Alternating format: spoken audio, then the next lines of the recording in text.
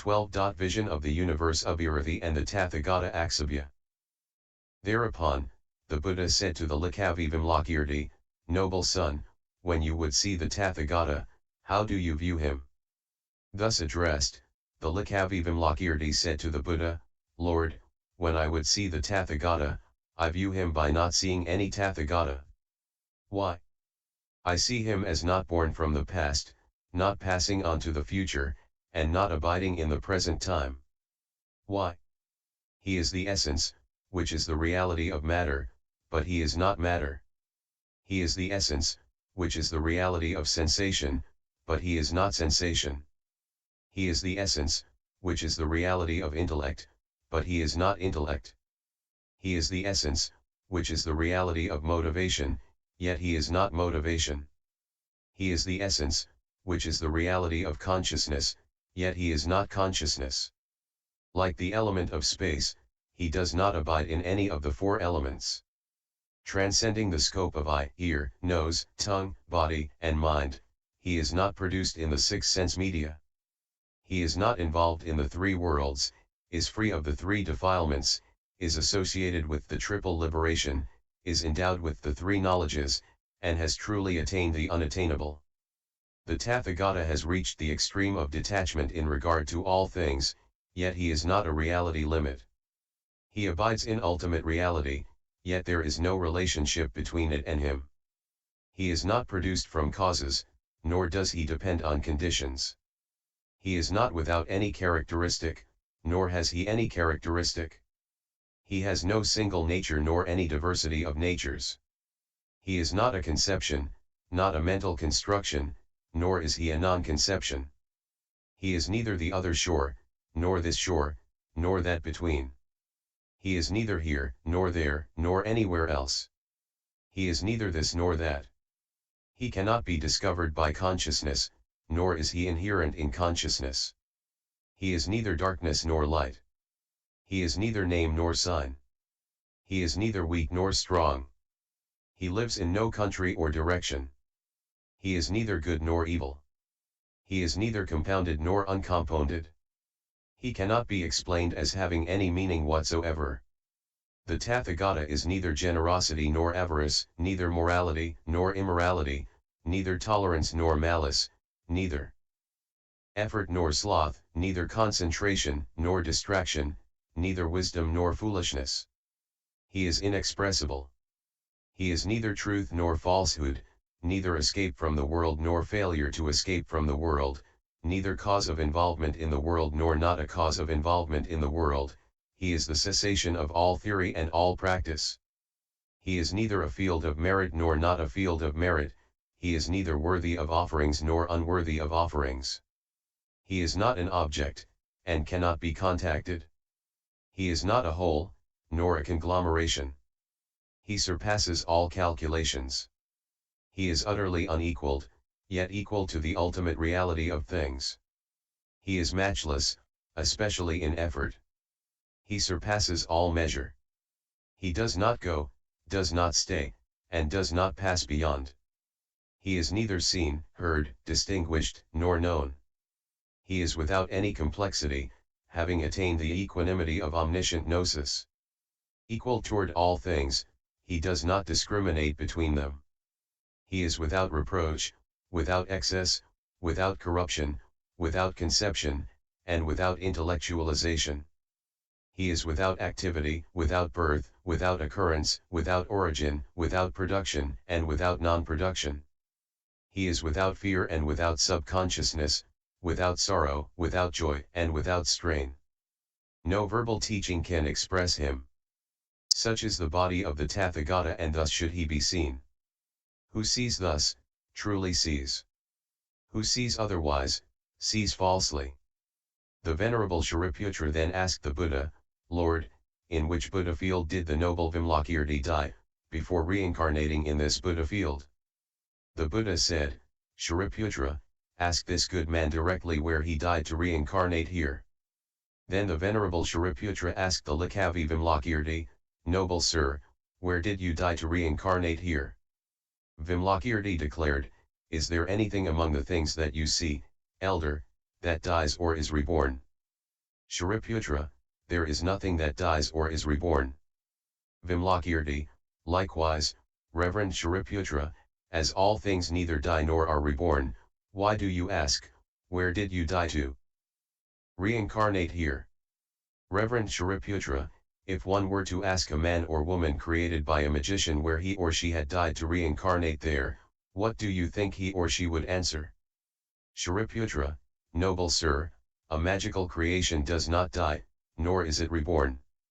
Vimalakīrti, Reverend Shariputra, did not the Tathagata declare that all things have the nature of a magical creation? Shariputra, yes, noble sir, that is indeed so. Vimalakīrti, Reverend Shariputra, death is an end of performance, and rebirth is the continuation of performance. But, although a bodhisattva dies, he does not put an end to the performance of the roots of virtue, and although he is reborn, he does not adhere to the continuation of sin. Then, the Buddha said to the Venerable Shariputra, Shariputra, this holy person came here from the presence of the Tathagata Aksabbhya in the universe of Irithi. Shariputra, Lord, it is wonderful that this holy person, having left a Buddha field as pure as Abhirathi, should enjoy a Buddha field as full of defects as the Saha universe.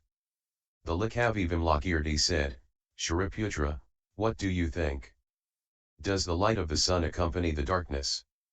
Shariputra, certainly not, noble sir. Vimalakīrti, then the two do not go together?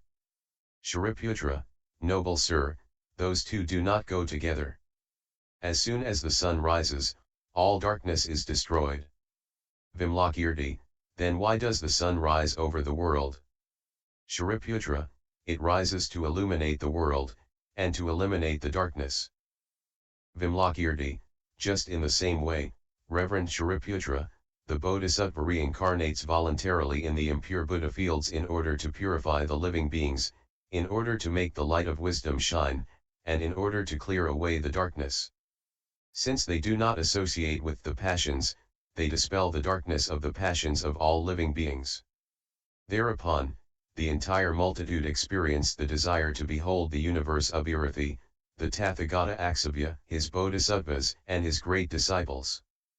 The Buddha, knowing the thoughts of the entire multitude, said to the Likavi Vimalakīrti, noble son, this multitude wishes to behold the universe of Irithi and the Tathagata Aksabbhya, show them.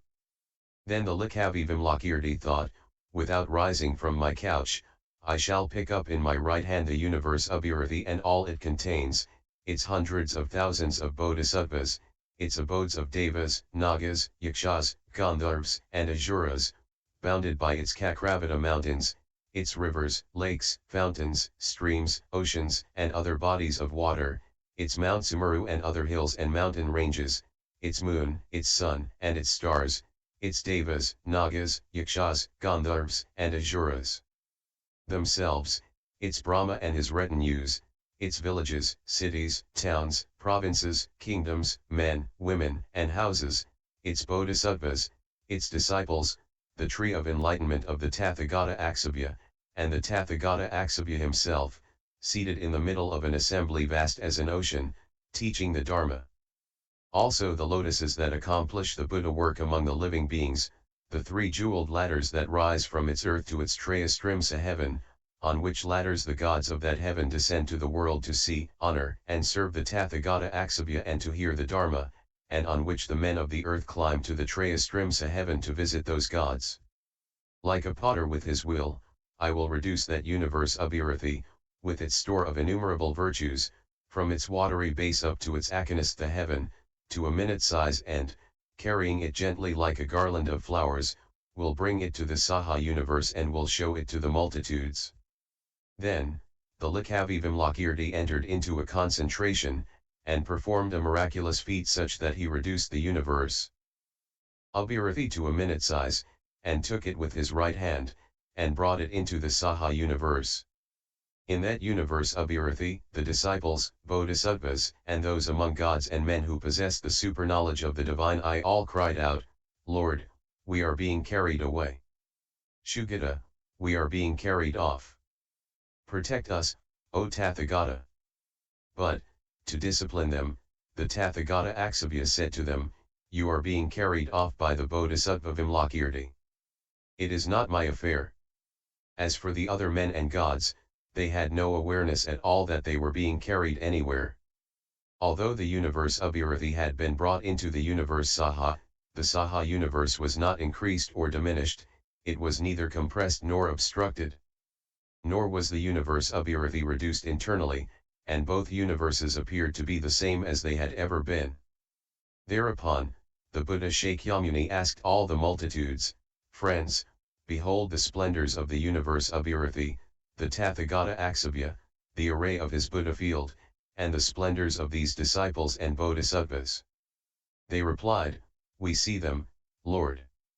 The Buddha said, "Those bodhisattvas who wish to embrace such a Buddha field should train themselves in all the bodhisattva practices of the Tathagata Aksabiya."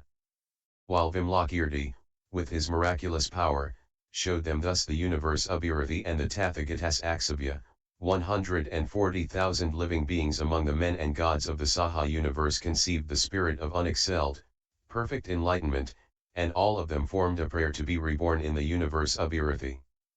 And the Buddha prophesied that in the future all would be reborn in the universe Abhirathi. And the Likavi Vimalakīrti, having thus developed all the living beings that could thereby be developed, returned the universe Abhirathi exactly to its former place. The Lord then said to the Venerable Shariputra, "Shariputra, did you see that universe Abhirathi, and the Tathagata Aksabiya?" Shariputra replied, "I saw it, Lord." May all living beings come to live in a Buddha field as splendid as that. May all living beings come to have miraculous powers just like those of the noble Likavi Vimalakīrti. We have gained great benefit from having seen a holy man such as he. We have gained a great benefit from having heard such teaching of the Dharma, whether the Tathagata himself still actually exists or whether he has already attained ultimate liberation. Hence, there is no need to mention the great benefit for those who, having heard it, believe it, rely on it, embrace it, remember it, read it, and penetrate to its depth, and, having found faith in it, teach, recite, and show it to others and apply themselves to the yoga of meditation upon its teaching. Those living beings who understand correctly this teaching of the Dharma will obtain the treasury of the jewels of the Dharma.